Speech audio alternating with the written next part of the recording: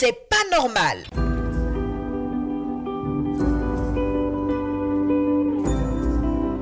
Bonjour à toutes et merci de nous rejoindre dans la radio libre, c'est pas normal. Nous vous ouvrons donc cette lucarne pour vous exprimer librement. Nous recevons notre cher ami depuis Diego Nefla, Balia Pierre Claver, bonjour.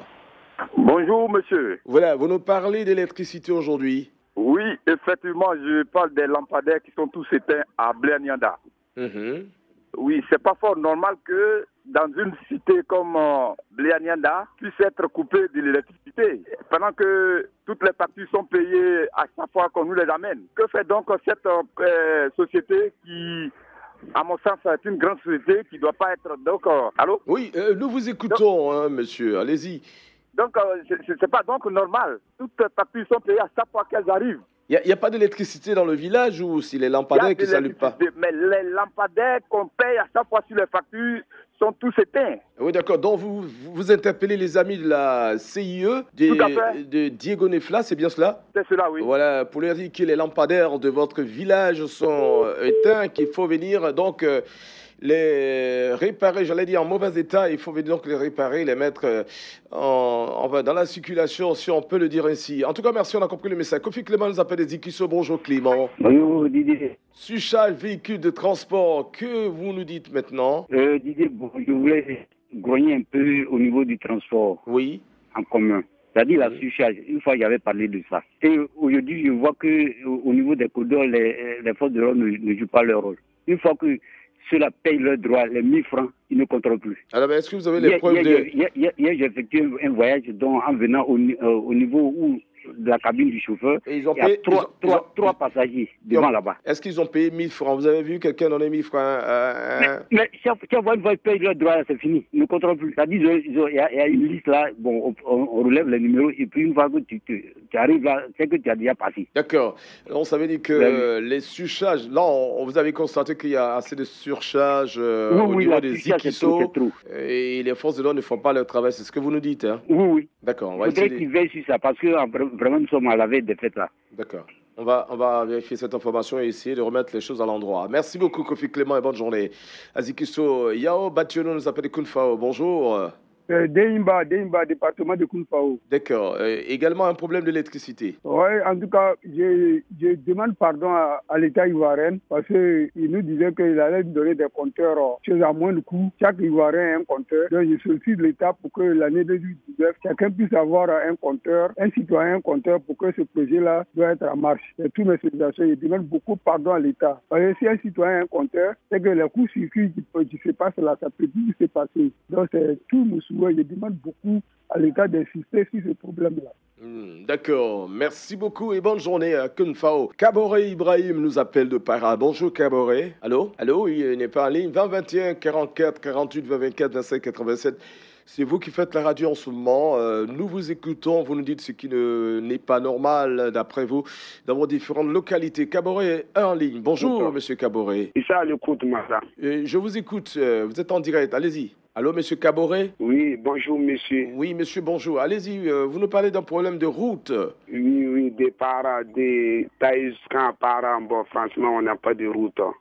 Nos routes c'est mal gâté, même en elle-même. On ne parle même pas de petites voitures. Même les remorques ne peuvent pas venir. Vous avez dit de Para jusqu'à où? Bon, des Taïscan, Para jusqu'à Tabou. Taï jusqu'à Tabou, ouais. Voilà, de commencer à Taï, à Para, jusqu'à Gurutou, jusqu'à Tabou.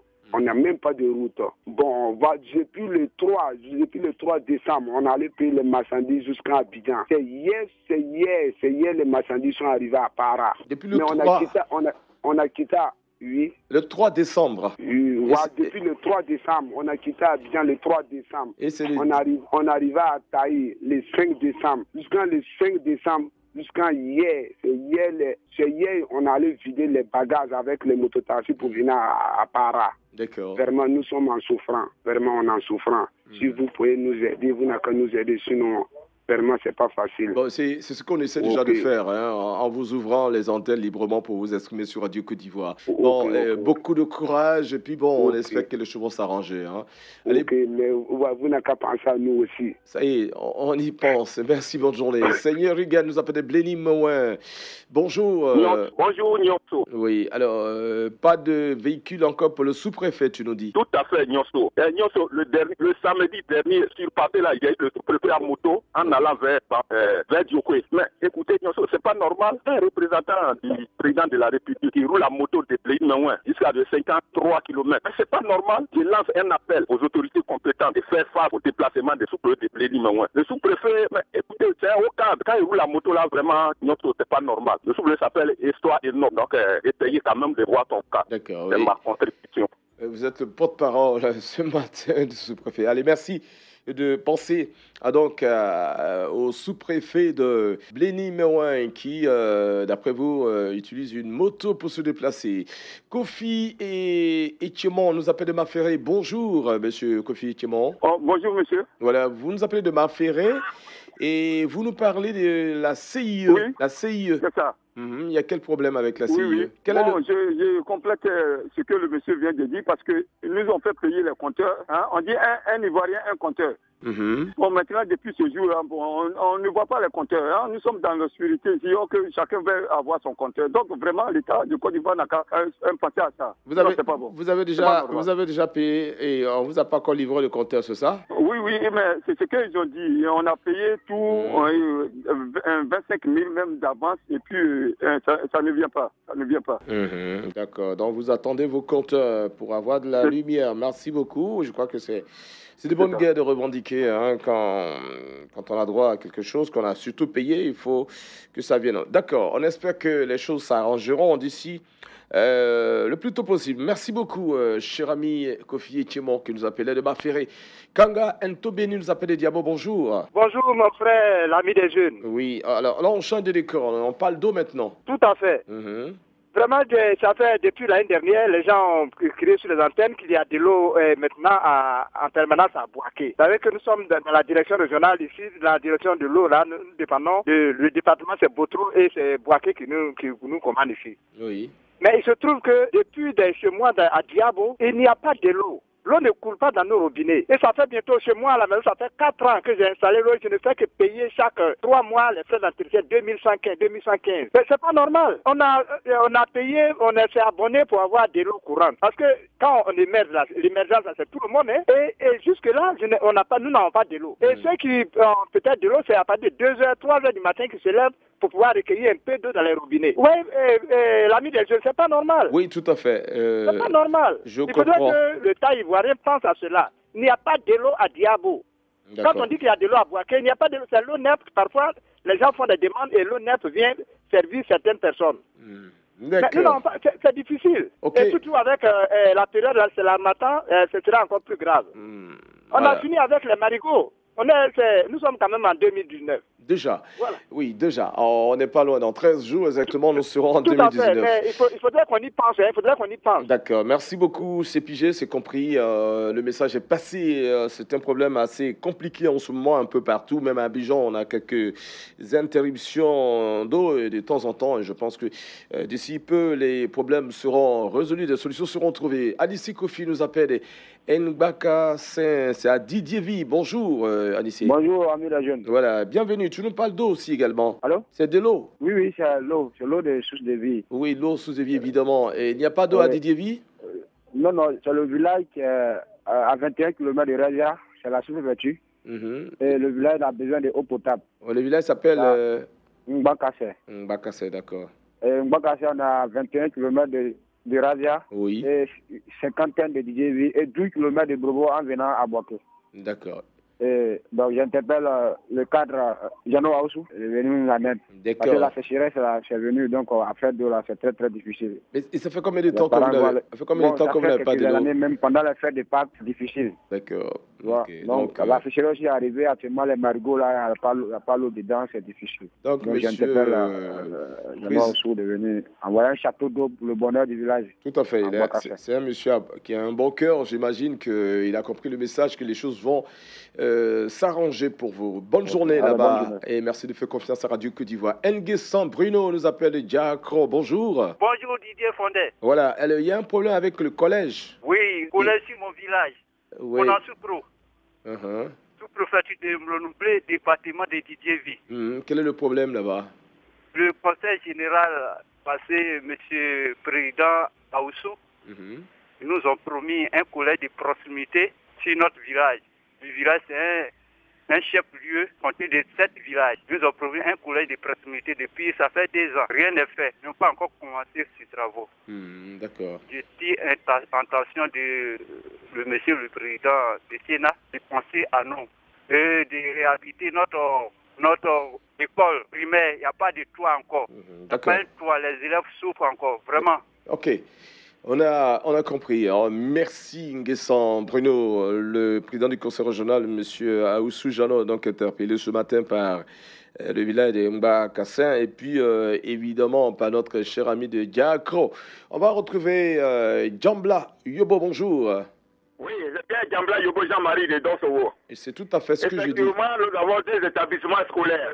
École primaire publique de Donsowo, il y a 2. Alors, dans certains établissements, il y a manque de personnel. Donc, il y a le ONG qui nous a donné 2 enseignants dans chaque établissement, mais ce sont des bénévoles. Ces gens-là, vraiment, la population ne peut même pas avoir l'argent pour leur donner ce qu'ils pourraient avoir. Donc, nous, on prie pour le gouvernement pour qu'il puisse au moins nous envoyer des personnels publics pour aider nos enfants dans l'enseignement. D'accord. Raison pour laquelle j'appelle ce matin, parce que vraiment, manque de personnel, ça nous fait des problèmes, ça nous crée des problèmes au village. D'accord, et vous avez bien fait. Bonne journée et les choses vont s'arranger. Merci beaucoup, madame la ministre. Kandia Camara est à l'écoute, ne vous inquiétez pas.